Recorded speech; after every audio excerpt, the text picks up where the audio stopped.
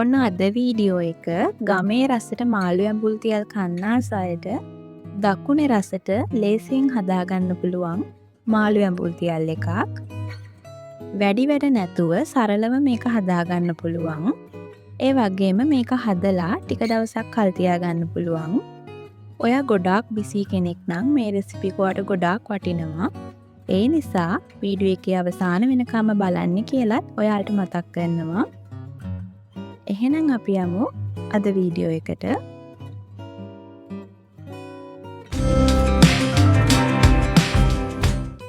මම අද මෙතන අරගෙන තියෙන්නේ කෙලවල්ල මාළු ග්‍රෑම් 400ක්.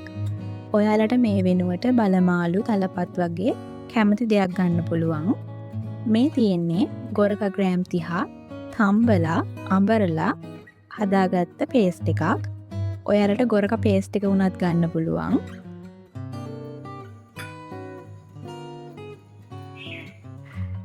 ඊළඟට මම අරගෙන තියෙනවා ගම්මිරිස් කුඩු. ගම්මිරිස් කුඩු තේ හැඳි 2මාරක් මෙතන තියෙනවා. මේ ප්‍රමාණයන් ඔයාලගේ රස අනුව වෙනස් කරගන්න පුළුවන්. ඊළඟට කහ කුඩු තේ හැඳි භාගයක් මම මේකට දාගන්නවා. දැන් මේ ටිකක් කලවම් කරගන්නවා.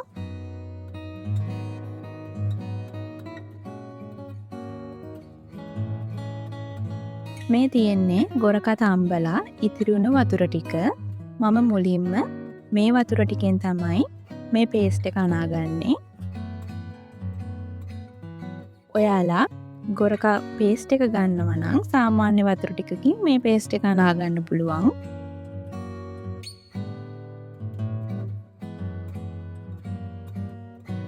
ගොරක තම්බලා ඉතිරි වුණු වතුර ටික මදි වුණ නිසා මම සාමාන්‍ය ඇල් වතුර ටික ටික දාලා මේ පේස්ට් එක හදාගන්නවා.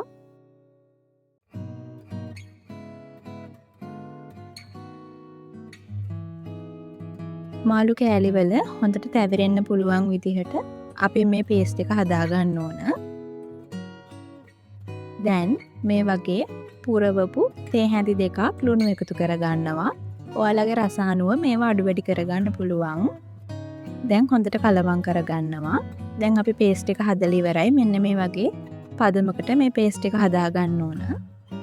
මේ තියෙන්නේ කුරුඳු කොළ. දකුණේ රසට මාළු ඇඹුල් තියල් හදනකොට ඒ අය පාවිච්චි කරන්නේ කුරුඳු කොළ. කුරුඳු කොළ මේ වගේ භාජනයේ යටට අහුර ගන්නවා. මේ විදිහට කුරුඳු කොළ එකතු කරගත්තාම මේ මාළු ඇඹුල් තියල් එකට හොඳ රසක් ලැබෙනවා වගේම මේ මාළු ඇඹුල් තියල් අඩි අල්ලන්නේ නැහැ. ඔයාලට කුරුඳු කොළ නැත්නම් ඒ වෙනුවට කරපිංචා පාවිච්චි කරන්න පුළුවන්. කරපිංචා නැටිත් එක්කම මේ වගේ භාජනයේ හුරගන්න පුළුවන්. මේ වෙනුවට රම්පේ කොළ නම් සුදුසු වෙන්නේ නැහැ. මොකද මාළු ඇඹුල් තියල් හදලා දවස් 2-3ක් යනකොට රම්පේ කොළ පාවිච්චි කරොත් මාළු ඇඹුල් තියල් එකෙන් පිලුණු සුවඳක් එන්න පුළුවන්. ඒ නිසා කුරුඳු කොළ හෝ කරපිංචා මේකට පාවිච්චි කරන්න. දැන් අපි කලින් හදාගත්ත පේස්ට් එක මේ වගේ මාළු කෑලි වල හොඳින් තවර ගන්න ඕන. හොඳින් තවර ගත්තට පස්සේ මේ මාළු කෑලි ටික මේ වගේ කලින් ලෑස්ති කරගත්ත භාජනයේ අහුර ගන්නවා. මේ වගේ හොඳට මේ පේස්ට් එක තැවරෙන්න ඕන. ඒ විදිහට මේ ඔක්කොම මාළු කෑලි අපි මේ භාජනයේ අහුර ගන්නවා. මේ තියෙන්නේ ඉතිරුණු පේස්ට් එක. කැමති නම් මේ පේස්ට් එකත් මේ ටිකට උඩින් මේ වගේ දාගන්න පුළුවන්.